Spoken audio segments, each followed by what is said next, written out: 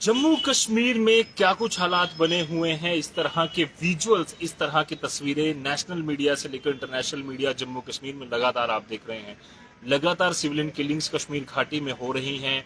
एक तरफ जहां जम्मू और कश्मीर में अनएम्प्लॉयड युवा सड़कों पर है, दूसरी तरफ कश्मीर घाटी में जो युवा या जो लोग पिछले कई सालों से लगातार काम कर रहे हैं, वहां पर जो है मेहनत कर कर अपनी रोजी रोटी कमा रहे हैं। पीएम पैकेज के तहत या अलग अलग माइनॉरिटी कम्युनिटीज से जो लोग कश्मीर घाटी में काम कर रहे हैं, उनकी निर्मम हत्याएं कश्मीर घाटी में की जा रही हैं। इस तरह की सिचुएशन जम्मू कश्मीर में बनी हुई है। वहीं लेफ्टिनेंट गवर्नर मनोज सिन्हा को होम मिनिस्टर अमित शाह द्वारा दिल्ली बुलाया गया है। बताया जा रहा है टॉप सोर्सेज के हवाले से कि लेफ्टिनेंट गवर्नर मनोज सिन्हा को होम मिनिस्टर अमित शाह ने दिल्ली बुलाकर ये जो है वो बताने के लिए कहा है कि क्या जम्मू और कश्मीर की करंट सिचुएशन है। क्योंकि पिछले कुछ दिनों की बात करें, इनके कुछ महीनों की बात करें, तो हालात इस तरह के बने हैं कि हर तीसरे चौथे दिन कोई ना कोई किलिंग जो है वो कश्मीर घाटी में हो रही है। वहीं जहां एक तरफ केंद्र सरकार, जम्मू कश्मीर की सरकार की इवन भी लगातार ये दावे कर रही है कि माहौल ठीक है, नॉर्मलसी कश्मीर में है, डेवलपमेंट जम्मू कश्मीर में हो रही है, पर उसी बीच इस तरह की खबरें आना कहीं ना कहीं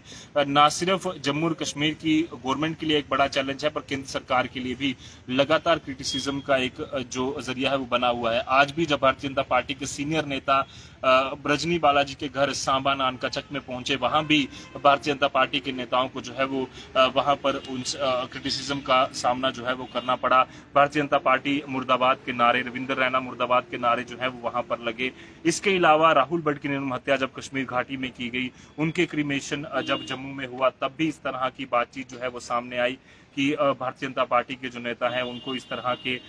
शब्द जो है वो सुनने पड़े कि भारतीय जनता पार्टी और जम्मू और कश्मीर की सरकार, केंद्र सरकार जो है वो कश्मीरी पंडित्स के रीसेटलमेंट के लिए, रिहेबिलिटेशन के लिए सीरियस नहीं है। इस तरह की कई सारी वाकया होने के बाद अब लेफ्टिनेंट गवर्नर मनोज सिन्हा को जो है वो दिल्ली बुलाया गया है होम मिनिस्टर अमित शाह द्वारा कि जम्मू कश्मीर की क्या स्थिति है, किस तरह से बेटर हो सकती है, क्या कुछ और इंतजाम किए जाने चाहिए, इस पर वो अपनी जो डिटेल रिपोर्ट है वो साझा करें। साथ ही साथ इसी महीने के अंत में 29-30 तारीख की रात से ही जो अमरनाथ जी यात्रा का पहला जत्था जो है वो जम्मू से कश्मीर की ओर रवाना होना है। और उस समय जहां एक तरफ स्टिकी बॉम्ब का खतरा, वहीं दूसरी तरफ पाकिस्तानी स्पॉन्सर टेररिस्ट लगातार जो है वो धमकियां दे रहे हैं। इस सारी सिचुएशन को देखते हुए कश्मीर घाटी में अमरनाथ जी यात्रा जो है वो किस तरह से की जाएगी, किस तरह से सेफली जो श्रद्धालु है वहां पर यात्रा कर पाएंगे। जहां एक तरफ सरकार दावा कर रही है कि 3 से 5 लाख यात्री इस साल आएंगे, उससे ज्यादा भी उम्मीद जताई जा रही है, तैयारियां उस तरह की जा रही हैं। उसी बीच लगातार सिविलियन किलिंग्स होना और थ्रेट्स लगातार टीआरएफ, लश्कर तैयबा,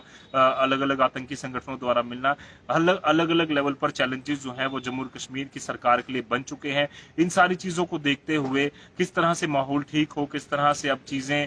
जो है वो वापस से ट्रैक पर लाई जाएं और लोगों को किस तरह से मनाया जाए, क्योंकि कश्मीर घाटी में कश्मीरी पंडित जब से राहुल भट्ट की निर्मम हत्या हुई है तब से ही लगातार धरने पर हैं। आज तो अल्टीमेटम उन्होंने 24 घंटे का दिया था कि 24 घंटे के अंदर अगर फैसला नहीं हुआ, वन टाइम सोल्यूशन नहीं निकाला गया, तो वो कहीं ना कहीं वापस जम्मू की ओर पलायन करना शुरू कर देंगे। इस तरह के भी सोर्सेज के हवाले से खबर है कि कई सारे कश्मीरी पंडित जो एम्प्लॉयज वहां पर काम कर रहे हैं, उन्होंने ट्रक्स तक वहां पर मंगवा लिए थे। इस तरह की चीजों के बीच जब सारी सिचुएशन जो है वो जम्मू और कश्मीर में होश पौश हुई नजर आ रही है, टेंशन का माहौल जहां पर नजर आ रहा है, उसी बीच केंद्र सरकार में बैठे मंत्री भी जो हैं वो लगातार ये सोच रहे हैं कि किस तरह से बेटर की जाए सिचुएशन। उसके लिए आज होम मिनिस्टर अमित शाह द्वारा लेफ्टिनेंट गवर्नर मनोज सिन्हा को जो है वो दिल्ली बुलाया गया है और अब उम्मीद है कि कई सारे ऐसे फैसले जम्मू और कश्मीर के लिए लिए जाएंगे जिसमें कि जो हालात पिछले दिनों में खराब बने हुए हैं उसमें किसी तरह से सुधार आ सके। बाकी आपकी राय कमेंट बॉक्स में जरूर दर्ज कराएं। फिलहाल के लिए दीजिए इजाजत। धन्यवाद।